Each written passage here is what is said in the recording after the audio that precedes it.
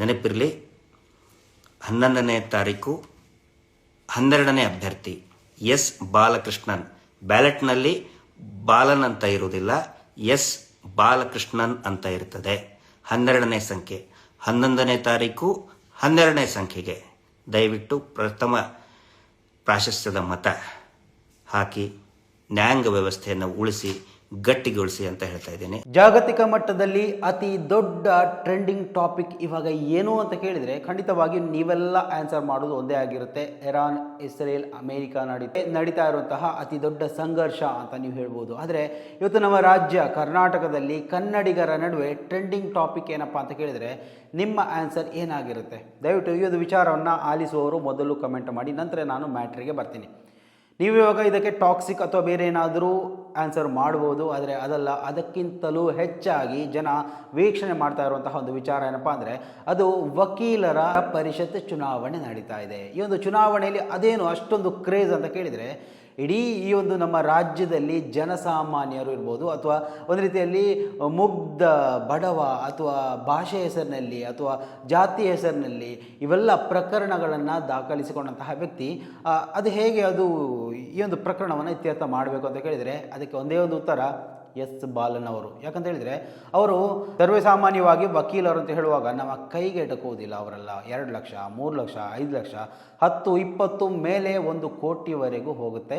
ಇಂತಹ ಖರ್ಚು ವೆಚ್ಚಗಳನ್ನು ಭರಿಸಿಕೊಂಡು ಒಂದು ಪ್ರಕರಣವನ್ನು ಇತ್ಯರ್ಥ ಮಾಡಬೇಕು ಅಂತ ಹೇಳಿದರೆ ಖಂಡಿತವಾಗಿಯೂ ನಿಮ್ಮ ಜೀವನ ಅದಕ್ಕೆ ಸಾಕಾಗೋದಿಲ್ಲ. ಆದರೆ ಇಂತಹ ಕೆಲವೊಂದು ವಕೀಲರು ಇವತ್ತು ನಮ್ಮ ಈ ಒಂದು ಸಮಾಜದಲ್ಲಿ ಬೆಳೀತಾ ಇದ್ದಾರೆ.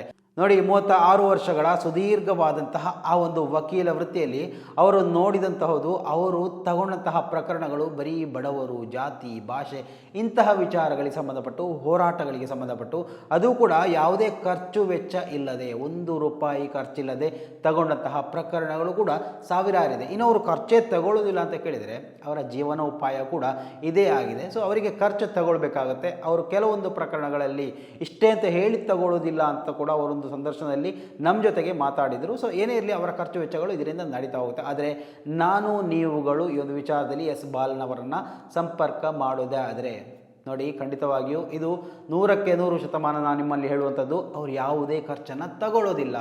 ಯಾಕೆಂತ ಹೇಳಿದರೆ ಹೋರಾಟದ ಭಾಗವಾಗಿ ಯಾರೇ ಅವರನ್ನು ಸಂಪರ್ಕ ಮಾಡಿದರೂ ಕೂಡ ಅವರು ಫ್ರೀ ಆಫ್ ಕಾಸ್ಟಲ್ಲಿ ಎಲ್ಲ ಕೆಲಸ ಕಾರ್ಯಗಳನ್ನು ಮಾಡಿಕೊಡ್ತಾರೆ.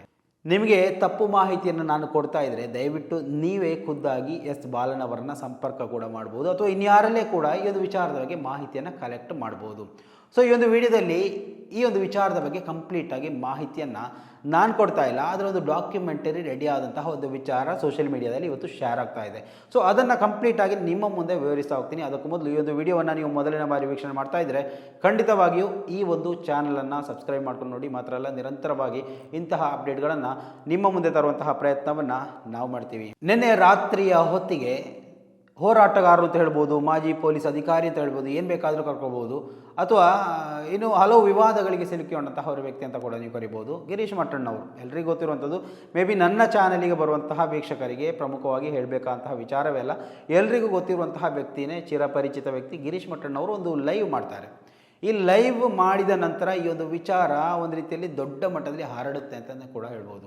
ಇಡೀ ಜನಸಾಮಾನ್ಯರ ನಡುವೆ ಇದು ಬರುತ್ತೆ. ಬೆಳಗ್ಗೆ ನೋಡ್ತಾ ವಾಟ್ಸಪ್ಗಳಲ್ಲಿ ಈ ಒಂದು ಎಸ್ ಬಾಲನ್ ವಿಚಾರವಾಗಿ, ಆ ಒಂದು ಎಲೆಕ್ಷನ್ ವಿಚಾರವಾಗಿ ದೊಡ್ಡ ದೊಡ್ಡ ವಿಚಾರಗಳು ಶೇರ್ ಆಗುತ್ತೆ. ಸೊ ಕಂಪ್ಲೀಟಾಗಿ ಈ ಮಾಹಿತಿಯನ್ನು ಒಂದೇ ವಿಡಿಯೋದಲ್ಲಿ ನಿಮ್ಮ ಜೊತೆ ಹಂಚಿಕೊಳ್ಬೇಕು ಅಂತ ಅನಿಸ್ತು. ಸೊ ಅದಕ್ಕೆ ಏನು ಗಿರೀಶ್ ಮಟ್ಟಣ್ಣವರು ಏನು ಹೇಳಿದರು ನಿನ್ನೆ, ಅದನ್ನು ಕೂಡ ಈ ಒಂದು ವಿಡಿಯೋದಲ್ಲಿ ಕೊನೆಯಲ್ಲಿ ಹಾಕ್ತೀನಿ.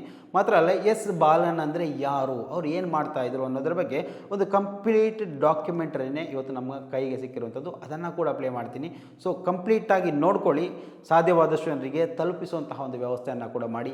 ಮಾನ್ಯ ವಕೀಲ ಸಹೋದ್ಯೋಗಿಗಳೇ, ಇದು ವಕೀಲರ ಸಮೂಹದಿಂದ ಎಲ್ಲ ವಕೀಲರಲ್ಲಿ ಮನವಿ. ನಿಮಗೆಲ್ಲ ಗೊತ್ತಿರುವಂತೆ ನಿಮ್ಮ ಚಿರಪರಿಚಿತ ಎಸ್ ಬಾಲನ್ ಅವರು ಮಾರ್ಚ್ 2026ರಲ್ಲಿ ನಡೆಯಲಿರುವ ಕರ್ನಾಟಕ ರಾಜ್ಯ ವಕೀಲರ ಪರಿಷತ್ತಿನ ಚುನಾವಣೆಗೆ ನಮ್ಮ ಮೊದಲ ಪ್ರಾಶಸ್ತ್ಯದ ಅಭ್ಯರ್ಥಿಯಾಗಿ ನಾವೆಲ್ಲರೂ ನಾಮನಿರ್ದೇಶನವನ್ನ ಮಾಡ್ತಾ ಇದ್ದೇವೆ. ನೆನಪಿಡಿ, ಬಾಲನ್ ಚುನಾವಣೆಗೆ ಸ್ಪರ್ಧಿಸೋದಲ್ಲ, ಬಾಲನ್ ಅವರನ್ನ ಚುನಾವಣೆಗೆ ಸ್ಪರ್ಧಿಸಲು ವಕೀಲರುಗಳೇ ನಾಮನಿರ್ದೇಶನ ಮಾಡ್ತಾ ಇದ್ದೀವಿ. ನಮ್ಮೆಲ್ಲರ ಹಿರಿಯ ವಕೀಲರಾದ ಎಸ್ ಬಾಲನ್ ಅವರ ಪರಿಚಯ ಎಲ್ಲರಿಗೂ ಇದೆ. ಆದರೂ ಬಾಲನ್ ಪರಿಚಯದ ಸಂಕ್ಷಿಪ್ತ ರೂಪ ಇಲ್ಲಿದೆ. 37 ವರ್ಷಗಳಿಗಿಂತ ಹೆಚ್ಚು ವಕಾಲತ್ತು ಅನುಭವ ಹೊಂದಿರುವ ಪರಿಪಕ್ವಗೊಂಡ ವೃತ್ತಿಪರ ವಕೀಲರು ಎಸ್ ಬಾಲನ್. ಸಮಾಜದ ಹಿಂದುಳಿದ, ಆಲಕ್ಷಿತ, ದುರ್ಬಲ ವರ್ಗಗಳ ನ್ಯಾಯಗಳ ಹಕ್ಕುಗಳನ್ನ ರಕ್ಷಿಸಿ ಅವರಿಗೆ ಉದ್ಯೋಗ ಭದ್ರತೆ, ವೇತನ ಭದ್ರತೆ ಮತ್ತು ಸಾಮಾಜಿಕ ಭದ್ರತೆ ದೊರಕುವಂತೆ ನಿರಂತರವಾಗಿ ಹೋರಾಡಿದರು. ಮಹಿಳೆಯರ ಮೇಲಿನ ದೌರ್ಜನ್ಯ, ಮಕ್ಕಳ ಮೇಲಿನ ದೌರ್ಜನ್ಯ ಪ್ರಕರಣಗಳಂತಹ ಹಲವು ಸೂಕ್ಷ್ಮ ಪ್ರಕರಣಗಳಲ್ಲಿ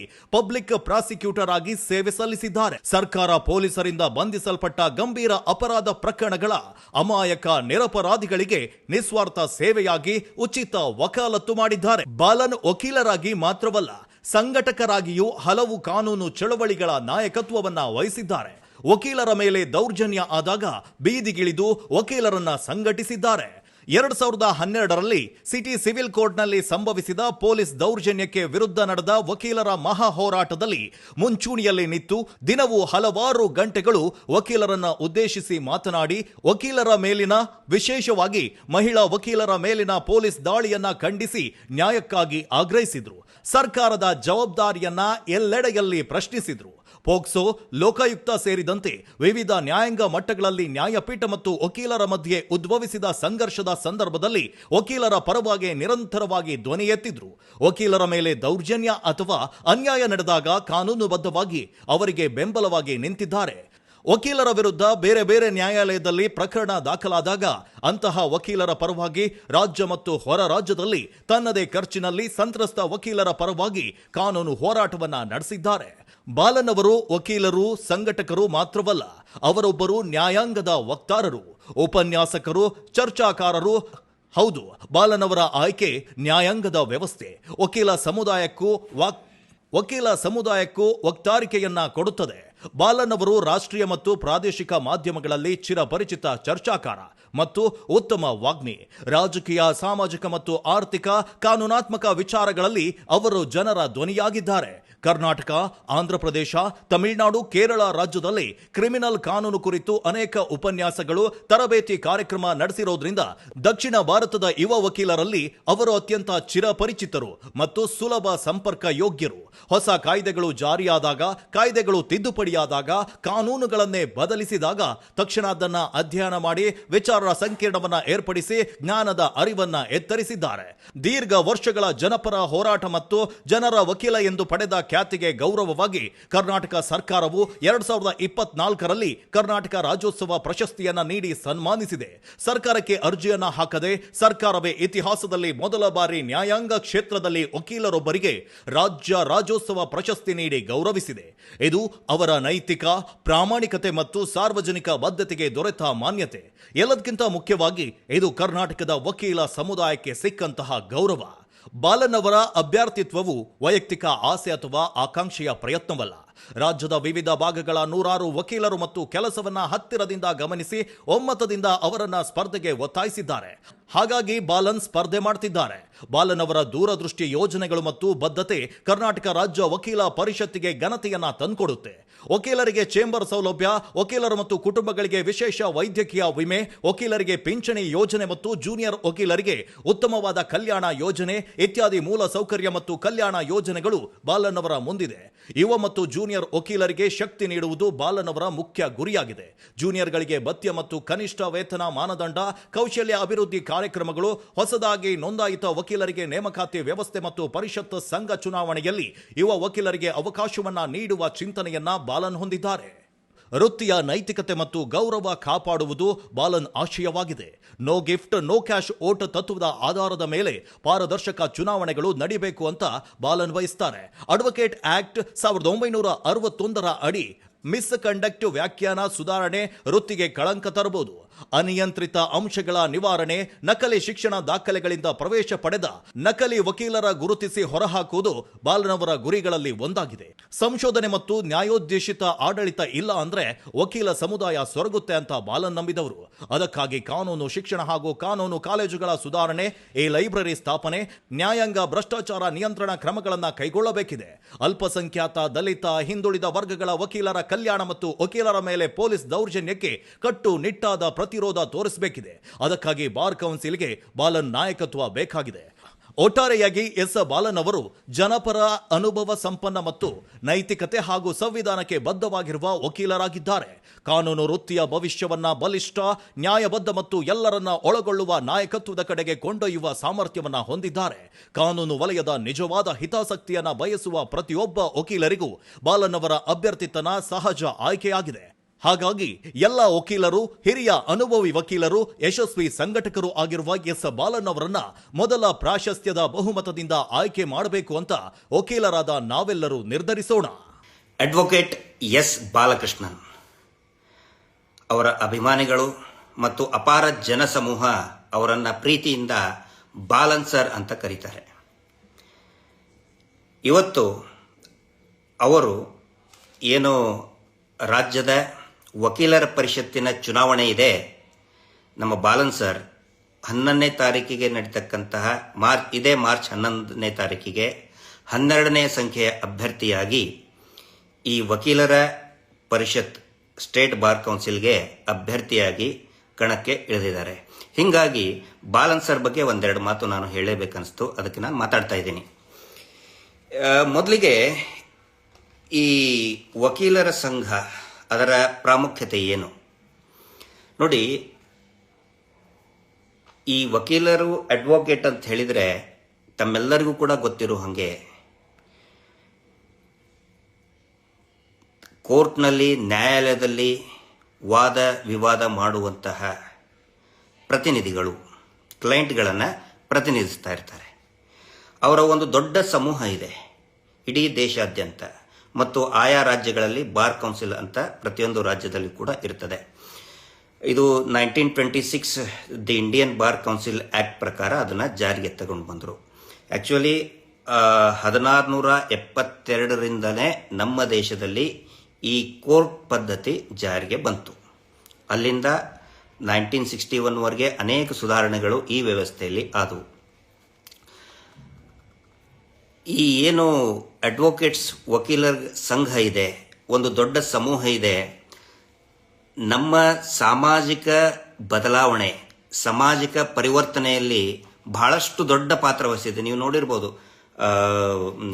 ನಾವೇನು ತಿಳ್ಕೊಂಡಿರ್ತೀವಿ ಸಾಮಾನ್ಯವಾಗಿ, ಏನಾದರೂ ಚೇಂಜಸ್ ಆದರೆ, ಇಂಪ್ರೂವ್ಮೆಂಟ್ ಆದರೆ ಅದು ಬರೀ ರಾಜಕಾರಣಿಗಳಿಂದ ಇಷ್ಟೇ ಆಯಿತು ಅಂತ ನಾವು ತಿಳ್ಕೊಂಡಿದ್ದೀವಿ. ಅದು ಹಂಗಲ್ಲ. ಅನೇಕ ಅನಿಷ್ಟ ಪದ್ಧತಿಗಳು ನಮ್ಮ ಸಮಾಜದಿಂದ, ಭಾರತೀಯ ಸಮಾಜದಿಂದ ಹೋಗಬೇಕು ಅಂತ ಹೇಳಿದರೆ ಅದರಲ್ಲಿ ನ್ಯಾಯವಾದಿಗಳ ಪಾತ್ರ ಬಹಳ ಇದೆ. ಹಿಂದೆ ಗುಜರಾತ್ನಲ್ಲಿ ಅಂದರೆ ಈ ದೇಶದ ಅನೇಕ ಭಾಗಗಳಲ್ಲಿ ಅದು ಇತ್ತು, ದೇವಸ್ಥಾನದಲ್ಲಿ ದೇವದಾಸಿಯರ ಪದ್ಧತಿ. ಗುಜರಾತ್ನಲ್ಲಿ ಒಂದು ದೊಡ್ಡ ದೇವಸ್ಥಾನದಲ್ಲಿ ಅಲ್ಲಿಯ ಧರ್ಮಾಧಿಕಾರಿ ಏನು ನಡೆಸ್ತಾ ಇದ್ದ, ಚರಣ ಸೇವಾ ಅಂತ, ಕೃಷ್ಣನ ಚರಣ ಸೇವಾ. ಅವನೇ ಕೃಷ್ಣ, ಆ ಧರ್ಮಾಧಿಕಾರಿನೇ ಕೃಷ್ಣನ ಇನ್ನೊಂದು ಅವತಾರ. ಅವನು ಚರಣ ಸೇವಾ ಅಂತ ನಡೆಸ್ತಾ ಇದ್ದ. ಹೆಣ್ಣುಮಕ್ಕಳು ಭಕ್ತರು ಯಾರಿರ್ತಾರೆ ಅವರು ಲೈಂಗಿಕವಾಗಿ ಆ ಧರ್ಮಾಧಿಕಾರಿಗೆ ಒಪ್ಪಿಸ್ಕೊಂಡು ಬಿಡಬೇಕು, ಅದಕ್ಕೆ ಚರಣ ಸೇವಾ ಅಂತ ಹೆಸರಿಟ್ಟಿದ್ದ ಅವನು. ಅದರ ವಿರುದ್ಧ ಕರ್ಸನ್ ದಾಸ್ ಮುಲ್ಜಿ ಅಂತ ಒಬ್ಬ ಜರ್ನಲಿಸ್ಟ್ ಮತ್ತೆ ಆನಂತರ ಅಡ್ವೊಕೇಟ್ ಲಾ ಪ್ರಾಕ್ಟೀಸ್ ಮಾಡಿ ಆ ಪದ್ಧತಿಯ ವಿರುದ್ಧ ಹೋರಾಟ ಮಾಡಿ 1892ರಲ್ಲಿ ಕೇಸನ್ನು ಗೆದ್ದು ಇಡೀ ಆ ಪದ್ಧತಿ, ಅನಿಷ್ಟ ಪದ್ಧತಿಯನ್ನು ನಿರ್ನಾಮ ಮಾಡಿದ. ಸತಿ ಪದ್ಧತಿ, ಬಾಲ್ಯ ವಿವಾಹ ಪದ್ಧತಿ, ಅಸ್ಪೃಶ್ಯತೆ ಪದ್ಧತಿ, ಅವುಗಳೆಲ್ಲರ ವಿರುದ್ಧನೂ ಕೂಡ ಹೋರಾಟ ಮಾಡಿದ್ದು ವಕೀಲರು. ಅದು ಗೊತ್ತಿರಲಿ. ಯಾಕಂತ ಹೇಳಿದ್ರೆ ಈ ಟಿ ವಿ ಚಾನಲಲ್ಲಿ ಪ್ರತಿದಿನ ರಾಜಕಾರಣಿಗಳು ಹಂಗೆ ಮಾಡಿದ್ರು, ಅವ್ರು ಹಿಂಗೆ ಮಾಡಿದ್ರು, ಆ ಮಿನಿಸ್ಟ್ರಿ ಹಿಂಗೆ ಜಾರಿ ತಂದರು. ಇಲ್ಲ, ಅನೇಕ ಪದ್ಧತಿಗಳು. ಇವತ್ತು ಪರಿಸರದ ಬಗ್ಗೆ, ನೀವು ನಮ್ಮ ರಾಜ್ಯದಲ್ಲಿನೇ ನೋಡಿರಬಹುದು, ನೆಲ, ಜಲ, ಭಾಷೆಯ ಬಗ್ಗೆ ಯಾವುದೇ ರೀತಿ ಹೋರಾಟ ನಡೆದರೆ ಮೊದಲು ಮುಂಚೂಣಿಯಲ್ಲಿ ನಿಂತುಕೊಳ್ಳುವುದೇ ಅಡ್ವೊಕೇಟ್ಸ್. ನನಗೆ ಆ ಇಡೀ ಕಮ್ಯುನಿಟಿಯ ಬಗ್ಗೆ ಬಹಳ ಹೆಮ್ಮೆ ಇದೆ. ಯಾಕಂತ ಹೇಳಿದ್ರೆ ಪರ್ಸ್ನಲಿ ನನ್ನ ಪ್ರಕರಣ ಆದಾಗೂ ಕೂಡ LH ಬಾಂಬ್ ಕೇಸ್ ಆದಾಗ ನನ್ನನ್ನು ಸಿಟಿ ಕೋರ್ಟಿಗೆ ಮೆಟ್ರೋಪಾಲಿಯನ್ ಮ್ಯಾಜಿಸ್ಟ್ರೇಟ್ ಎದುರುಗಡೆ ಹಾಜರುಪಡಿಸಬೇಕಾದ್ರೆ ಇಡೀ ಬೆಂಗಳೂರಿನ ವಕೀಲರ ಸಮೂಹ ನನಗೆ ಧೈರ್ಯ ತುಂಬಿ ನಾವು ನಿಮ್ಮ ಜೊತೆಗಿದ್ದೇವೆ ಅಂತೇಳಿ ಗಟ್ಟಿಯಾಗಿ ನಿಂತ್ಕೊಂಡಿದ್ದು ಅಡ್ವೊಕೇಟ್ಸ್. ಹೀಗಾಗಿ ಆ ಅಡ್ವೊಕೇಟ್ಸ್ ವೃತ್ತಿಯ ಬಗ್ಗೆ ನನಗೆ ಬಹಳ ಗೌರವ ಇದೆ. ಮತ್ತು ಅನೇಕ ಈ ದೇಶದಲ್ಲಿ ನಡೀತಕ್ಕಂಥ ಅನೇಕ ಹೋರಾಟದಲ್ಲಿ ಮೊದಲು ಮುಂಚೂಣಿಯಲ್ಲಿ ನಿಂತ್ಕೊಳ್ಳುವುದೇ ಅಡ್ವೊಕೇಟ್ಸ್. ನಿರ್ಭಯ ಪ್ರಕರಣ ತಗೊಳ್ಳಿ. ನಿರ್ಭಯ ಪ್ರಕರಣದಲ್ಲಿ ಯಾವ ಥರ ಅವರು ಒಂದು ನಿರ್ಣಯ ಮಾಡಿಬಿಟ್ರಂದ್ರೆ ಡೆಲ್ಲಿಯಲ್ಲಿರುವಂಥ ವಕೀಲರು ಅತ್ಯಾಚಾರಿಗಳ ಪರವಾಗಿ ಯಾರು ಕೂಡ ವಕಾಲತ್ತನ್ನೇ ಹಾಕಬಾರ್ದು ಅಂತ ನಿರ್ಣಯ ತಗೊಂಡ್ಬಿಟ್ರು. ಅಷ್ಟೊಂದು ಗಟ್ಟಿಯಾದ ನಿರ್ಧಾರ ತಗೊಂಡ್ರು. ಆದರೂ ಕೂಡ AP ಸಿಂಗ್ ಅಂತೇಳಿ ಒಬ್ಬನು ಬಂದ, ನಾನು ದೇಶಭಕ್ತ ಅದು ಇದು ಅಂಥೇಳಿ ಏನೋ ರಚ್ಚರಂಪ ಮಾಡಿ ವಕಾಲತ್ ಹಾಕಿದ ಅತ್ಯಾಚಾರಿಗಳ ಪರವಾಗಿ. ಆಮೇಲೆ ಸೋತು ಹೋದ ಅವನು. ಯಾವುದೇ ಹೋರಾಟಗಳನ್ನು ತಗೋರಿ, ಅವಾಗ ಮುಂದೆ ನಿಂತ್ಕೊಳ್ಳೋದೇ ಅಡ್ವೊಕೇಟ್ಸ್, ಈ ಸಮಾಜದ ಬೆನ್ನೆಲುಬು. ನೈತಿಕವಾದಂತಹ ವಕೀಲರ ಸಂಘ ಎಲ್ಲಿ ಇರ್ತದೋ ಆ ಸಮಾಜವೂ ಕೂಡ ಆರೋಗ್ಯಕರವಾಗಿ ಇರ್ತದೆ. ಅದೇ ತದ್ವಿರುದ್ಧವಾಗಿ ಅನೈತಿಕತೆ ಇತ್ತಂತ ಹೇಳಿದರೆ ಆ ಸಮಾಜ ಹಾದಿ ತಪ್ಪುತ್ತೆ.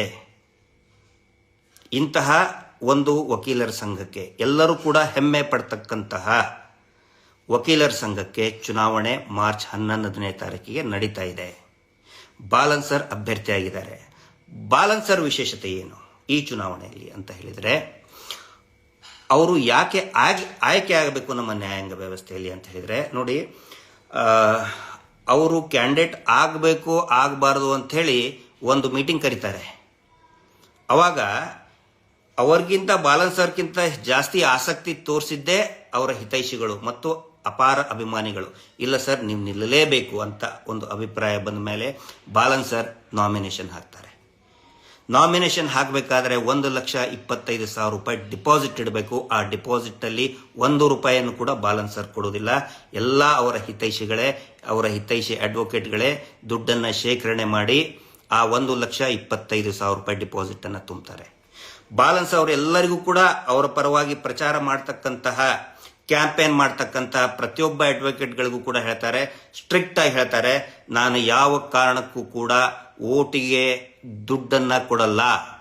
ಯಾವುದೇ ಕಾಣಿಕೆಯನ್ನು ಕೊಡೋದು, ಮೊಮೆಂಟೋಸ್ ಕೊಡೋದು, ಡಿನ್ನರ್ ಪಾರ್ಟಿಗಳನ್ನು ಮಾಡೋದು ನಾನು ಯಾವುದೂ ಕೂಡ ಮಾಡಲ್ಲ. ನಾನು ಯಾವುದೇ ರೀತಿಯಾದ ನನ್ನ ಜಾತಿಯನ್ನು ಮುಂದೆ ತಂದಿಡೋದಿಲ್ಲ. ರಾಜಕೀಯ ಪಕ್ಷದ ಬೆಂಬಲವನ್ನು ನಾನು ಕೋರುವುದಿಲ್ಲ. ಈ ಕಂಡೀಷನ್ ಇದ್ರೆ ಮಾತ್ರ ನಾನು ಚುನಾವಣೆಗೆ ಮುಂದೆ ಹೋಗ್ತೀನಿ ಅಂತ ಹೇಳ್ತಾರೆ. ಅದೇ ರೀತಿ ಅದಕ್ಕೆ ತಕ್ಕನಾಗೇನೆ ನಡ್ಕೊಂಡು ಬರ್ತಾ ಇದ್ದಾರೆ. ಇವತ್ತು ನಾವು ಕೇಳ್ತಾ ಇದ್ದೇವೆ, ಈ ಇಲೆಕ್ಷನ್ ಅಲ್ಲಿ ಒಂದೊಂದು ಓಟಿಗೆ ಒಬ್ಬೊಬ್ಬರು ಮಹಾನುಭಾವರು 10,000 ಕೊಡ್ತಾ ಇದ್ದಾರಂತೆ ಒಂದು ಓಟಿಗೆ. ದೊಡ್ಡ ದೊಡ್ಡ ಡಿನ್ನರ್ ಪಾರ್ಟಿಗಳು. ಇವತ್ತು ಕೇಳಿದ್ವಿ ಕೋರ್ಟ್ ಇದರಲ್ಲಿ ಯಾರೋ ಒಬ್ರು ಪುಣ್ಯಾತ್ಮ ಮೂಗುತಿ ಕೊಡಿಸ್ತಾ ಇದ್ದಾರಂತೆ. ಹಣೆ ಬರ. ಬಾಲನ್ ಸರ್ ಅದರೆಲ್ಲರಿಂದಲೂ ಕೂಡ ಹೊರತುಪಡಿಸಿದ್ದಾರೆ ಪೂರ್ತಿ. ಇದುವರೆಗೂ ಕೂಡ ಒಂದು ವಿಚಿತ್ರ ಅಂತ ಹೇಳಿದ್ರೆ, ಬಾಲನ್ ಸರ್ ಜಾತಿ ಯಾವುದು ಅಂತ ಯಾರಿಗೂ ಕೂಡ ಗೊತ್ತಿಲ್ಲ. ಅವರು ಕೂಡ ಯಾರಿಗೂ ಕೂಡ ಅವ್ರ ಕ್ಲೈಂಟ್ ಇರಬಹುದು, ಯಾರೇ ಇರಲಿ, ಅವ್ರಿಗೆ ಸಹಾಯ ಕೇಳ್ಕೊಂಡು ಬಂದಂಥವ್ರಿಗೆ ನೀನು ಯಾವ ಜಾತಿ, ಆ ಜಾತಿನ, ಮೇಲ್ಜಾತಿನ, ಹಿಂದೂನ, ಮುಸ್ಲಿಮ, ಕ್ರಿಶ್ಚಿಯನ್ ಏನೂ ಕೇಳಲ್ಲ. ನೊಂದಂಥವ್ರು ಯಾರಿರ್ತಾರೆ, ಅನೇಕ ಜನ 90% ಅವ್ರ ಕ್ಲೈಂಟ್ಸ್ ಇರೋದು ನೊಂದಂಥವರೇ ಇದ್ದಾರೆ. ಜಾತಿ ರಹಿತವಾಗಿ ಜಾತಿಯನ್ನು ಪಕ್ಕಕ್ಕಿಟ್ಟು ಅವರ ಪ್ರೊಫೆಷನ್ ನಡೆಸ್ಕೊಂಡು ಬರ್ತಾ ಇದ್ದಾರೆ. ಇದು ಬಾಲನ್ ಸರ್ ಅವರ ಒಂದು ವಿಶೇಷತೆ. ಆನಂತರ ಅವರ ಹಿನ್ನೆಲೆ, ಮುಂಚೆನೂ ಕೂಡ ಅವರು ಎಷ್ಟೋ ಜನ ಹೇಳ್ತಾರೆ ಅವರು ತಮಿಳುನಾಡಿಂದ ಬಂದಿದ್ದು ಅದು ಇದು ಅಂತ ಹೇಳ್ತಾರೆ. ಅವರು ಇದೇ ರಾಜ್ಯದವರು, KGF ಮೂಲದವರು. ಬೆಂಗಳೂರಿನಲ್ಲಿ 1980ರ ದಶಕದಲ್ಲಿ, may be in the year 1983ನಲ್ಲಿ ಇಲ್ಲಿನೇ ಕಾರ್ಪೊರೇಟ್ ಆದಂಥವ್ರು. ಅಡ್ವೊಕೇಟ್ ಆದ ಮೇಲೂ ಕೂಡ ಅವರು ಕಾರ್ಪೊರೇಟ್ ಆದವರು. ಕಾರ್ಪೊರೇಟ್ ಇಲೆಕ್ಷನ್ನಿಗೆ ಅವರು ಹೇಳ್ತಾ ಇದ್ರು, ಎಲ್ಲ ಸೇರಿ ಒಟ್ಟಾಗಿ ಅವಾಗ 22 ರೂಪಾಯಿ ಖರ್ಚು ಮಾಡಿದ್ರಂತೆ. ಅವರು ಯಾವತ್ತಿಗೂ ಕೂಡ ಎಲ್ಲಿಯೂ ಕೂಡ ಹಣದ ಆಮಿಷ ಒಡ್ಡಿ ಚುನಾವಣೆ ಮಾಡಿದ್ದೇ ಇಲ್ಲ. 2012ರಲ್ಲಿ ಒಂದು ದೊಡ್ಡ ಪ್ರೊಟೆಸ್ಟ್ ನಡೀತು. ಬಹುಶಃ ಅನೇಕರಿಗೆ ಗೊತ್ತಿರಬಹುದು. ಪೊಲೀಸ್ ದೌರ್ಜನ್ಯದ ವಿರುದ್ಧ ಅಡ್ವೊಕೇಟ್ಗಳ ಮೇಲೆ ದೌರ್ಜನ್ಯ ಆಗುತ್ತೆ. ಆ ದೌರ್ಜನ್ಯದ ವಿರುದ್ಧ ಅತಿ ದೊಡ್ಡ ಪ್ರೊಟೆಸ್ಟ್ ನಡೀತದೆ. ಆ ಪ್ರೊಟೆಸ್ಟ್ನಲ್ಲಿ ಮುಂದೆ ನಿಂತ್ಕೊಂಡು ಗಂಟೆಗಟ್ಟಲೆ ಮೈಕ್ ಹಿಡ್ಕೊಂಡು ನಡು ರಸ್ತೆಯಲ್ಲಿ ಅನೇಕ ಯುವ ವಕೀಲರನ್ನ ಹುರಿದುಂಬಿಸಿ ಹೋರಾಟಕ್ಕೆ ಒಂದು ಹೊಸ ರೂಪ ಕೊಟ್ಟಂಥವರು, ವಕೀಲರ ಪರವಾಗಿ ವಕೀಲರ ಹೋರಾಟಕ್ಕೆ ಹೊಸ ರೂಪವನ್ನು ಕೊಟ್ಟಂಥದ್ದು ಬಾಲನ್ ಸರ್. ಕೋವಿಡ್ನಲ್ಲಿ ಅನೇಕ ಜನ ಅಡ್ವೊಕೇಟ್ಗಳಿಗೆ ಪಾಪ ಆರ್ಥಿಕ ಸಂಕಷ್ಟದಲ್ಲಿರ್ತಾರೆ. ನಾವೆಲ್ಲ ಏನೋ ತಿಳ್ಕೊಂಡಿರ್ತೀವಿ, ವಕೀಲರು ಭಾಳ ಶ್ರೀಮಂತರಿರ್ತಾರೆ, ಫೀಸ್ ತಗೋತಾರೆ ಅಷ್ಟು. ಖಂಡಿತ ಆ ಥರ ಪರಿಸ್ಥಿತಿ ಇಲ್ಲ. ಯಾರು ಅಸಹಾಯಕ ಅಡ್ವೊಕೇಟ್ ಇದ್ದಾರೆ ಅವರಿಗೆ 5,000 ರೂಪಾಯಿ ಧನ ಸಹಾಯವನ್ನು ಅವರೇ ಮೂಲವನ್ನು ಕ್ರೋಢೀಕರಿಸಿ 5,000 ರೂಪಾಯಿನ ಕೊಟ್ಟಿದ್ದಾರೆ. ಯಾಕಂತ ಹೇಳಿದ್ರೆ ವಕೀಲರು ಗಟ್ಟಿಯಾಗಿರಬೇಕು, ಮಾರಲಿ ಡೌನ್ ಆಗಬಾರ್ದು. ಆನಂತರ ಇಡೀ ರಾಜ್ಯದಲ್ಲಿ ಯಾರ್ಯಾರು ಅಸಹಾಯಕ ಈ ಆರ್ಥಿಕ ಸಂಕಷ್ಟದಲ್ಲಿರುವಂಥ ಅಡ್ವೊಕೇಟ್ಗೆ ಸರ್ಕಾರದಿಂದನೇ ಧನ ಸಹಾಯ ಮಾಡಬೇಕು ಅಂತ ಹೇಳಿ ಅನೇಕ ಸ್ಟ್ರೈಕ್ಗಳನ್ನು ಮಾಡಿದ್ದಾರೆ. ಹೈಕೋರ್ಟ್ನಲ್ಲಿ ಮಾಡಿದ್ದಾರೆ, ಮೇಯೋ ಹಾಲಲ್ಲಿ ಮಾಡಿದ್ದಾರೆ, ಸಿಟಿ ಸಿವಿಲ್ ಕೋರ್ಟಲ್ಲಿ ಮಾಡಿದ್ದಾರೆ. ವಿಶೇಷವಾಗಿ ರೂರಲ್ ಬ್ಯಾಕ್ಗ್ರೌಂಡ್ ಗ್ರಾಮೀಣ ಭಾಗದಲ್ಲಿ ಇರ್ತಕ್ಕಂಥ ಅಡ್ವೊಕೇಟ್ ಇದ್ದಾರಲ್ಲ, ಬಹಳ ಸಂಕಷ್ಟದಲ್ಲಿರ್ತಾರೆ. ಅವರಿಗೆ ಸರ್ಕಾರದಿಂದ ಧನ ಸಹಾಯ ಮಾಡಬೇಕಂತೇಳಿ ಹೋರಾಟಗಳನ್ನು ಕೂಡ ಮಾಡ್ತಾ ಬಂದರು ಅವರು. ಇದನ್ನು ನೋಡಿ, ಅವರ ಒಂದು ಕಳಕಳಿಯನ್ನು ನೋಡಿ, ಇನ್ನೂ ಅನೇಕ ಅವರ ಆಫೀಸಿನ ವಾತಾವರಣ ನೋಡಬೇಕಾದ್ರೆ ಹೊಸ ಅಡ್ವೊಕೇಟ್ಗಳು ಯಂಗ್ಸ್ಟರ್ಸ್ ಬರ್ತಿರ್ತಾರೆ. ಅವರಿಗೆ ಅಡ್ವೊಕೇಟಿ ಸ್ಕಿಲ್ಗಳನ್ನು ಕಲಿಸ್ಕೊಡ್ತಾರೆ. ಒಳ್ಳೆಯ ವಕೀಲನಾಗುವುದು ಹೇಗೆ, ಯಾವ ರೀತಿ ವಾದ ಪ್ರತಿವಾದ ಮಾಡಬೇಕು, ಅದು ಕೂಡ ಒಂದು ಸ್ಕಿಲ್ಲು.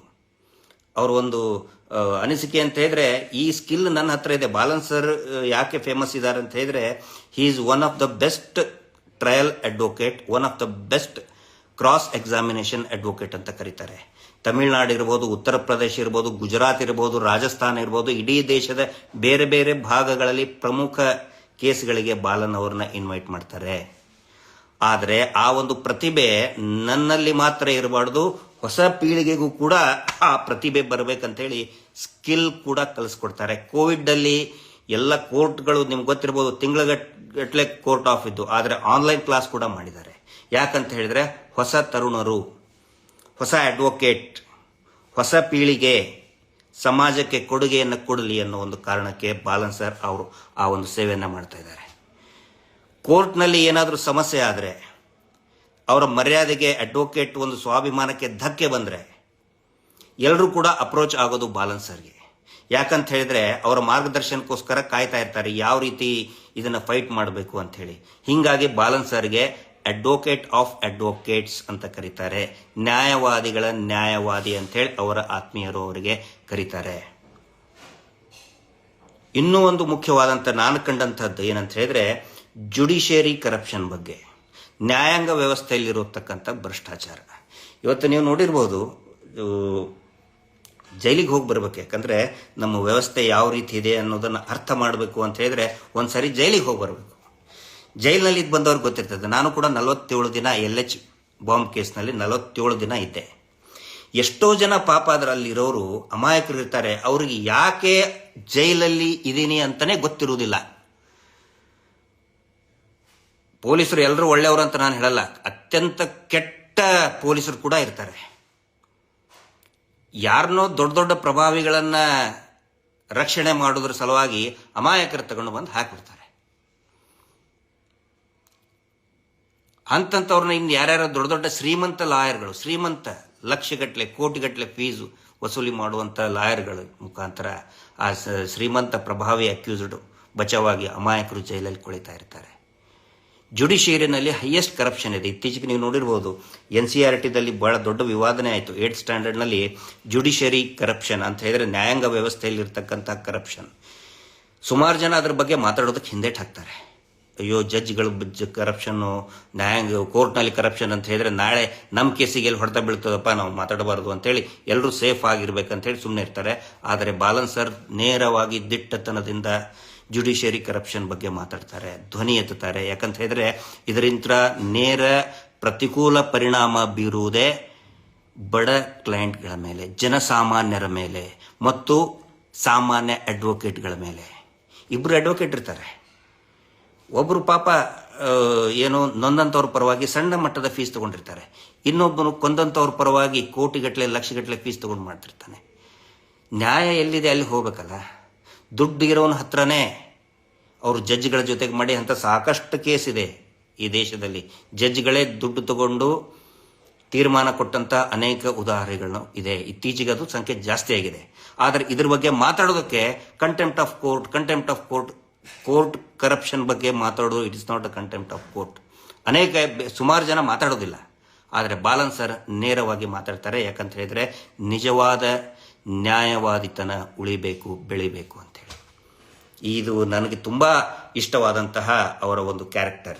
ನೇರವಾಗಿ ಮಾತಾಡ್ತಾರೆ. ಆನಂತರ ಸೋಷಿಯಲ್ ಆಕ್ಟಿವಿಸಮ್. ಬಾಲನ್ ಸರ್ ಬಗ್ಗೆ ಒಂದು ಅಪವಾದ ಇದೆ. ಅವರು ಬರೀ ಏನೋ ಇದ್ರ ಬಗ್ಗೆ ತಗೋತಾರೆ, ಅವರು ದೇವ್ರನ್ನ ನಂಬಲ್ಲ, ಕಮ್ಯುನಿಸ್ಟ್ರು ಪರವಾಗಿರ್ತಾರೆ. ನಾನು ಕಂಡಂತೆ ಆ ಥರ ಯಾವುದು ಕೂಡ ಇಲ್ಲ. ಅವರಿಗೆ ಬರ್ತಕ್ಕಂತಹ ಎಲ್ಲ ಕ್ಲೈಂಟ್ಗಳು ಎಲ್ಲ ವರ್ಗಕ್ಕೆ ಸೇರಿದವರಿದ್ದಾರೆ. ಅವರ ಕಚೇರಿಯಲ್ಲಿ ಕೆಲಸ ಮಾಡ್ತಕ್ಕಂಥ ಜೂನಿಯರ್ ಅಡ್ವೊಕೇಟ್ ಸಮಾಜದ ಎಲ್ಲ ವರ್ಗದಲ್ಲಿಯೂ ಕೂಡ ಸೇರಿದಂಥವರಿದ್ದಾರೆ. ಸೋಷಿಯಲ್ ಆಕ್ಟಿವಿಸಮ್, ಕಾರ್ಮಿಕರ ಸಮಸ್ಯೆ, ಕೂಲಿ ಕಾರ್ಮಿಕರ ಸಮಸ್ಯೆ, ಸಂಘಟಿತ ಕಾರ್ಮಿಕರ ಸಮಸ್ಯೆ, ದಿನಗೂಲಿ ನೌಕರರ ಸಮಸ್ಯೆ. ಇವತ್ತು ಅವ್ರ ಆಫೀಸಿಗೆ ಹೋದರೆ ಅನೇಕ ಜನ ಇರೋರೇ ಅವರು ನೊಂದಂತಹ ಸಂಘಟನೆಯ ಕಾರ್ಮಿಕರು ಅವರಿರ್ತಾರೆ.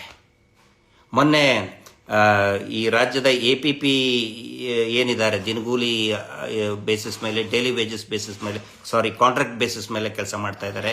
ಇನ್ನೂ 2 ತಿಂಗಳಿಂದ ಅವರಿಗೆ ಸ್ಯಾಲ್ರಿನೇ ಆಗಿಲ್ಲ.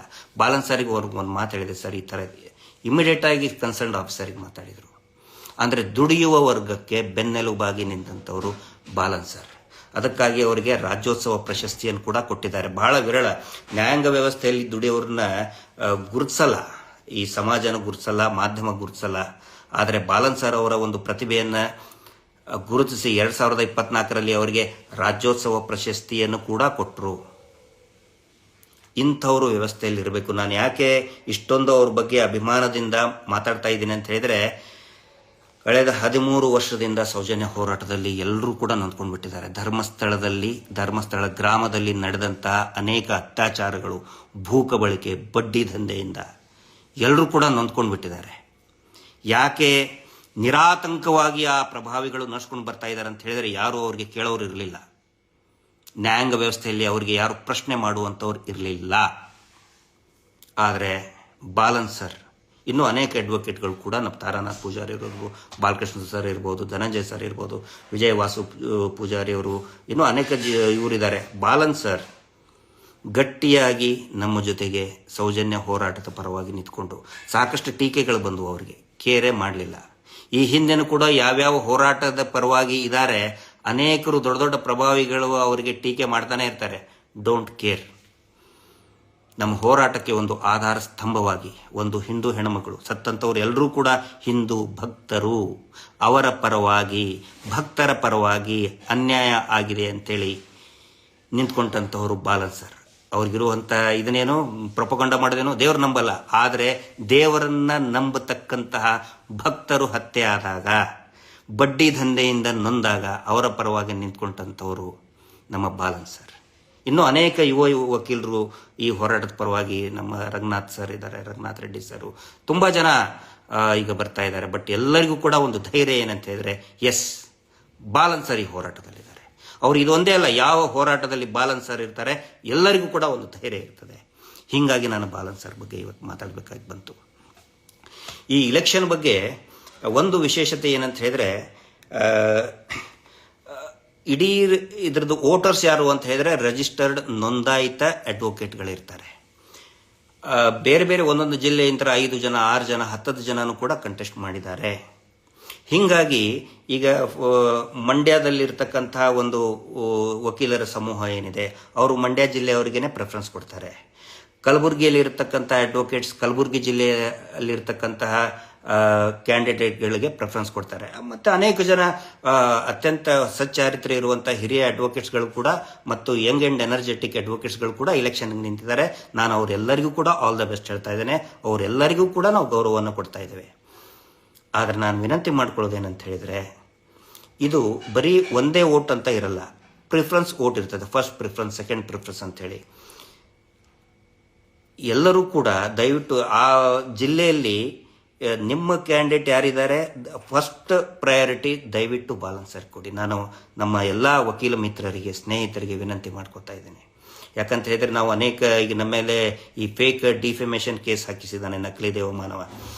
ಎಲ್ಲ ಅವರ ಸಂಘಕ್ಕೆ, ಬಡ್ಡಿ ಸಂಘ ಏನಿದೆಯಲ್ಲ, ಪ್ರತಿ ಜಿಲ್ಲೆಗೆ ಒಬ್ಬೊಬ್ಬರನ್ನ ಅಧ್ಯಕ್ಷನ್ ಮಾಡಿದ್ದಾರೆ. ಆ ಅಧ್ಯಕ್ಷರಿಗೆ ಹೇಳಿ ಮಹೇಶ್ ಶೆಟ್ಟಿ ತಿಮರೋಡಿ ಅವರ ಮೇಲೆ ಡಿಫೆಮೇಷನ್ ಕೇಸ್, ಈಗ ಮೊನ್ನೆ 6 ತಿಂಗಳ ಮೇಲೆ ನಂತರ ನನ್ನ ಮೇಲೆ ಡಿಫೆಮೇಷನ್ ಕೇಸ್. ಎಲ್ಲ ಜಿಲ್ಲಾಧ್ಯಕ್ಷರು ನೋಡಿ ಹೆಂಗಿದೆ, ದೇವರ ಹೆಸರಿನಲ್ಲಿ ಸಂಘಗಳನ್ನು ಮಾಡಿ, ದೇವಸ್ಥಾನದ ಹೆಸರುಗಳಲ್ಲಿ ಸಂಘವನ್ನು ಮಾಡಿ ಬಡ್ಡಿ ಪೂಜಾರಿ ಕೆಲಸ ಇದು. ಆ ಸಂಘದ ಅಧ್ಯಕ್ಷರಿಗೆ ಹೇಳಿಬಿಟ್ಟಿದ್ದಾರೆ ಹೋರಾಟಗಾರರ ವಿರುದ್ಧ ಕೇಸ್ ಹಾಕಬೇಕು, ಇವರು ಸಂಘ ಮಾಡಿದ್ದದಕ್ಕೆ. ಹೀಗಾಗಿ ನಾ ಮಹೇಶ್ ಶೆಟ್ಟರ್ ಜೊತೆಗೆ ಹೋಗ್ಬೇಕಾದ್ರೆ ಶಿರಾ ಇರ್ಬೋದು, ನಮ್ಮ ಸೌದತ್ತಿ ಇರ್ಬೋದು, ಬೈಲಹೊಂಗಲ್ ಇರ್ಬೋದು, ಧಾರವಾಡ ಇರ್ಬೋದು, ತುಮಕೂರು ಇರ್ಬೋದು, ಸಕಲೇಶ್ಪುರ ಇರ್ಬೋದು, ತುಮಕೂರು ಇರ್ಬೋದು, ಇಲ್ಲೆಲ್ಲ ಕಡೆನೂ ಕೂಡ ನಾವು ಹೋಗ್ತಿರ್ತೀವಿ. ಯಾಕಂದ್ರೆ ಅಷ್ಟು ಕಡೆ ನಮ್ಮ ಮೇಲೆ ಡಿಫೇಮೇಷನ್, ಮಹೇಶ್ ಶೆಟ್ಟರ್ ಮೇಲೆ ಡಿಫೇಮೇಷನ್ ಕೇಸ್ ಆಗಿದೆ. ಅಲ್ಲೆಲ್ಲವೂ ಎಲ್ಲ ಕಡೆನೂ ಕೂಡ ಬೆಂಬಲವಾಗಿ ಫಸ್ಟ್ ಬಂದು ನಮಗೆ ಧೈರ್ಯ ತುಂಬೋದು, ನಿಮ್ಮ ಜೊತೆಗಿದ್ದೀವಿ ಅಂತ ಹೇಳಿದ್ದು ಅಡ್ವೊಕೇಟ್ಸ್ಗಳು. ಅವರ ಉಪಕಾರ ನಾವು ಯಾವತ್ತಿಗೂ ಮರೆಯಲ್ಲ. ಯಾವತ್ತಿಗೂ ಕೂಡ ಅಡ್ವೊಕೇಟ್ಗಳ ಉಪಕಾರವನ್ನು ನಾವು ಮರೆಯಲ್ಲ. ಅವರೆಲ್ಲರಿಗೂ ವಿನಂತಿ ಮಾಡ್ತೇವೆ, ನಿಮಗೆ ಆ ಜಿಲ್ಲೆಯ ನಿಮ್ಮ ಕ್ಯಾಂಡಿಡೇಟ್ ಯಾರು ಇಷ್ಟ ಆಗ್ತಾರೆ, ಯಾಕಂದರೆ ಒಳ್ಳೊಳ್ಳೆ ಕ್ಯಾಂಡಿಡೇಟ್ಗಳು ನಿಂತಿದ್ದಾರೆ, ಇಷ್ಟ ಆದರೆ ಅವರಿಗೆ ಓಟ್ ಹಾಕಿ. ಆದರೆ ಒಂದು ಓಟು ಮಾತ್ರ ಸಾಧ್ಯ ಆದಷ್ಟು ಮೊದಲೇ ಪ್ರಿಫರೆನ್ಸ್ ಅಥವಾ ಸೆಕೆಂಡ್ ಪ್ರಿಫರೆನ್ಸ್ ಆದರೂ ಕೂಡ ಬಾಲನ್ ಸರ್ಗೆ ಕೊಡಿ. ಯಾವ ಕಾರಣಕ್ಕೂ ಕೂಡ ಬಾಲನ್ ಸರ್ ಅವ್ರನ್ನ ಬಿಟ್ಟು ಕೊಡಬೇಡಿ. ಯಾಕಂತ ಹೇಳಿದರೆ ನ್ಯಾಯಾಂಗ ವ್ಯವಸ್ಥೆ ಗಟ್ಟಿಯಾಗಿ ನಿಂತ್ಕೋಬೇಕು. ವಕೀಲರು ಸ್ವಾಭಿಮಾನದಿಂದ ಇರಬೇಕು. ನಾನು ನೋಡಿದ್ದೀನಿ, ಯಾರಾದರೂ ಒಬ್ಬರು ಅಡ್ವೊಕೇಟು ಅವ್ರ ಕಡೆ ಬಂದರೆ ಸರ್ ಹಿಂಗಾಗಿದೆ ಅಂತೇಳಿ ಫಸ್ಟ್ ಅವರು ನಿಂತ್ಕೋತಾರೆ. ಬಾಲನ್ ಸರ್ಗೆ ಹೇಳಬೇಕಾಗಿಲ್ಲ, ಅವ್ರಿಗೆ ಅರ್ಥ ಆಗಿಬಿಡ್ತದೆ. ಯಾಕಂದರೆ ಮೂಲತಃ ಅವರು ಹೋರಾಟ ಜೀವಿ, ಹೋರಾಟದಿಂದ ಬಂದಂಥವ್ರು. ಸಮಸ್ಯೆಗಳು ಏನು ಅಂಥೇಳಿ ಅವ್ರಿಗೆ ಅರ್ಥ ಆಗುತ್ತೆ. ಅದನ್ನು ರಿಪ್ರೆಸೆಂಟ್ ಮಾಡ್ತಾರೆ. ದೊಡ್ಡ ಮಟ್ಟದಲ್ಲಿ, ಸರ್ಕಾರದ ಮಟ್ಟದಲ್ಲಿ ಅವರು ಧ್ವನಿ ಎತ್ತುತ್ತಾರೆ. ಅವ್ರು ಯಾರು CM, ಮಿನಿಸ್ಟ್ರು ಅವ್ರನ್ನೇನೂ ನೋಡಲ್ಲ. ಅವರು ಕೇವಲ ನೊಂದಂಥವ್ರು ಮಾತ್ರ ನೋಡ್ತಾರೆ, ನೊಂದಂಥವ್ರ ಪರವಾಗಿ ಮಾತ್ರ ಇದ್ದಂಥ ಅಡ್ವೊಕೇಟ್. ದಯವಿಟ್ಟು ಅಂಥವ್ರನ್ನ ಕಳ್ಕೊಳ್ಳೋದು ಬೇಡ. ಇದೊಂದು ಒಳ್ಳೆಯ ಅವಕಾಶ. ಹಾಗಿದ್ರೆ ನಮ್ಮ ಇನ್ಸ್ಟಾಗ್ರಾಮ್ನಲ್ಲಿ ಸಾವಿರಾರು ಜನ ನೋಡ್ತಿರ್ತಾರೆ. ಮತ್ತು ಅವ್ರು ಏನು ಮಾಡಬೇಕು ಮತ್ತು ಅಡ್ವೊಕೇಟ್ ಏನು ಮಾಡಬೇಕು? ಕೊನೆಯದಾಗಿ ಒಂದು ಮಾತು ಹೇಳ್ತೇನೆ. ಯಾರು ಸಾರ್ವಜನಿಕರಿದ್ದೀರಿ, ವೋಟರ್ಸ್ ಅಲ್ಲ, ಓನ್ಲಿ ಅಡ್ವೊಕೇಟ್ಸ್ ಮಾಡ್ತಾರೆ ಇದ್ರದ್ದು ವೋಟರ್ಸ್. ನಿಮ್ಮ ಫ್ಯಾಮಿಲಿಯಲ್ಲಿ ಕೂಡ ಅಡ್ವೊಕೇಟ್ ಇರಬಹುದು, ನಿಮ್ಮ ಸ್ನೇಹಿತರ ಅಡ್ವೊಕೇಟ್ ಇರಬಹುದು. ದಯವಿಟ್ಟು ಒಬ್ಬರು ಕನಿಷ್ಠ 4 ಜನ ಅಡ್ವೊಕೇಟ್ಗೆ ಮನವೊಲಿಸಿ ಬಾಲನ್ ಅವರಿಗೆ ವೋಟ್ ಹಾಕೋದಕ್ಕೆ. ಕನಿಷ್ಠ 4 ಜನ. ಅದು ಸಮಾಜ ಸುಧಾರಣೆಯಲ್ಲಿ ನಿಮ್ಮ ಸೇವೆ ಅಂತ ತಿಳ್ಕೋಬಹುದು. ಆನಂತರ ಯಾರು ನಮ್ಮ ಅಡ್ವೊಕೇಟ್ ಸ್ನೇಹಿತರಿದ್ದಾರೆ, ಹಿರಿಯರಿದ್ದಾರೆ, ಅವರು ಕನಿಷ್ಠ 10 ಜನ ತಾವು ಕೂಡ ಬಾಲನ್ ಸರ್ ಅವರಿಗೆ ಫಸ್ಟ್ ಪ್ರಿಫರೆನ್ಸ್ ವೋಟ್ ಹಾಕಿ ಮತ್ತು 10 ಜನ ಅಡ್ವೊಕೇಟ್ಗಳ ಮನವೊಲಿಸಿ. ಈ ನನ್ನ ಇನ್ಸ್ಟಾಗ್ರಾಮ್ನಲ್ಲಿ ಬಾಲನ್ ಸರ್ದು ಇದನ್ನು ಕೂಡ ಹಾಕಿರ್ತೀನಿ, ಅವ್ರದ್ದು ಹ್ಯಾಂಡ್ ಬಿಲ್ಸ್ ಕೂಡ ಹಾಕಿರ್ತೀನಿ. ಒಂದು 10 ಜನಕ್ಕಾದರೂ ದಯವಿಟ್ಟು ತಾವು ಕನ್ವಿನ್ಸ್ ಮಾಡಿ. ಒಂದು ವೇಳೆ ಫಸ್ಟ್ ಪ್ರಿಫರೆನ್ಸಿಗೆ ನಿಮ್ಮದೇ ಜಿಲ್ಲೆಯ ಕ್ಯಾಂಡಿಡೇಟ್ ಹಾಕಬೇಕಂದ್ರೆ ದಯವಿಟ್ಟು ಹಾಕಿ. ಆದರೆ ಸೆಕೆಂಡ್ ಪ್ರಿಫರೆನ್ಸ್ ಆದರೂ ಕೂಡ ಬಾಲನ್ ಸರ್ ಅವರಿಗೆ ಮತ ಹಾಕುವಂಥ, ಮತ ಚಲಾವಣೆ ಮಾಡುವಂಥ ಒಂದು ಅವಕಾಶವನ್ನು ಮಾಡಿಕೊಡಬೇಕು ಅಂತ ವಿನಂತಿ ಮಾಡಿಕೊಳ್ಳಿ. ಇದರಿಂದ ನಮ್ಮ ನ್ಯಾಯಾಂಗ ವ್ಯವಸ್ಥೆ ಗಟ್ಟಿಯಾಗ್ತದೆ, ಜನಸಾಮಾನ್ಯರಿಗೆ ನ್ಯಾಯ ಸಿಗ್ತದೆ. ಯಾವತ್ತಿಗೂ ನೋಡಿ, ಇದಕ್ಕೆ ನಾನು ಒತ್ತು ಕೊಡೋದು ಎದಕ್ಕಂತ ಹೇಳಿದ್ರೆ, ಎಲ್ಲ ಎಲೆಕ್ಷನ್ ಒಳಗೂ ಕೂಡ ದುಡ್ಡು ಹೆಂಡ ಸುರಿಯೋದು ಸಿಕ್ಕಾಪಟ್ಟೆ ಆಗಿಬಿಟ್ಟಿದೆ. ಎಲ್ಲ ಎಲೆಕ್ಷನ್, MLA, MP ಇಲೆಕ್ಷನ್, ಗ್ರಾಮ ಪಂಚಾಯತಿ ಇಲೆಕ್ಷನ್ನು, ಸಾಹಿತ್ಯ ಪರಿಷತ್ ಇಲೆಕ್ಷನ್ನು, ಎಲ್ಲದಕ್ಕೂ ಕೂಡ ಬಂದ್ಬಿಟ್ಟಿದೆ. ಈಗ ಈ ವಕೀಲರ ಚುನಾವಣೆಯಲ್ಲಿನೂ ಕೂಡ ಹೆಂಡ ಹಚ್ತಾ ಇದ್ದಾರೆ, ದುಡ್ಡು ಕೊಡ್ತಾ ಇದ್ದಾರೆ. ಕಾರ್ ಮೆಕ್ಯಾನಿಕ್, ನಮ್ಮದು ಕಾರ್ ಕೆಡ್ತು, ಸ್ಕೂಟರ್ ಕೆಡ್ತು ಅಂತ ಹೇಳಿದರೆ ನಾವು ಒಳ್ಳೆ ಮೆಕ್ಯಾನಿಕನ ಹತ್ರ ಹೋಗ್ತೀವಿ, ಅದರಿಂದ ನಮ್ಮ ಕಾರ್ ರಿಪೇರಿ ಆಗ್ತದೆ ಅಂತ ಹೋಗ್ತೀವಿ. ಇಲ್ಲಪ್ಪ ಅವನು ನಮ್ಮ ಜಾತಿಯ ಅದಾನಂತ ಹೋದರೆ ಕಾರ್ ರಿಪೇರಿ ಆಗೋದಿಲ್ಲ, ಅವನು ಒಳ್ಳೆ ಮೆಕ್ಯಾನಿಕ್ಕೇ ಆಗಿರಬೇಕು. Balan sir is the best mechanic, is the best fighter. ಹೀಗಾಗಿ ದಯವಿಟ್ಟು ಬಾಲನ್ ಸರ್ ಒಂದು ಧ್ವನಿ. So vote for voice, ballot for Balan. ನಿಮ್ಮ ಬ್ಯಾಲೆಟಲ್ಲಿ ಬಾಲನ್ ಅವರ ಹೆಸರಿರಲಿ. Justice for Soujanya. ನೆನಪಿರಲಿ, 11ನೇ ತಾರೀಕು 12ನೇ ಅಭ್ಯರ್ಥಿ ಎಸ್ ಬಾಲಕೃಷ್ಣನ್. ಬ್ಯಾಲೆಟ್ನಲ್ಲಿ ಬಾಲನ್ ಅಂತ ಇರುವುದಿಲ್ಲ, ಎಸ್ ಬಾಲಕೃಷ್ಣನ್ ಅಂತ ಇರ್ತದೆ. 12ನೇ ಸಂಖ್ಯೆ, 11ನೇ ತಾರೀಕು 12ನೇ ಸಂಖ್ಯೆಗೆ ದಯವಿಟ್ಟು ಪ್ರಥಮ ಪ್ರಾಶಸ್ತ್ಯದ ಮತ ಹಾಕಿ ನ್ಯಾಯಾಂಗ ವ್ಯವಸ್ಥೆಯನ್ನು ಉಳಿಸಿ, ಗಟ್ಟಿಗೊಳಿಸಿ ಅಂತ ಹೇಳ್ತಾ ಇದ್ದೇನೆ. Justice for Soujanya. ನಮಸ್ತೆ.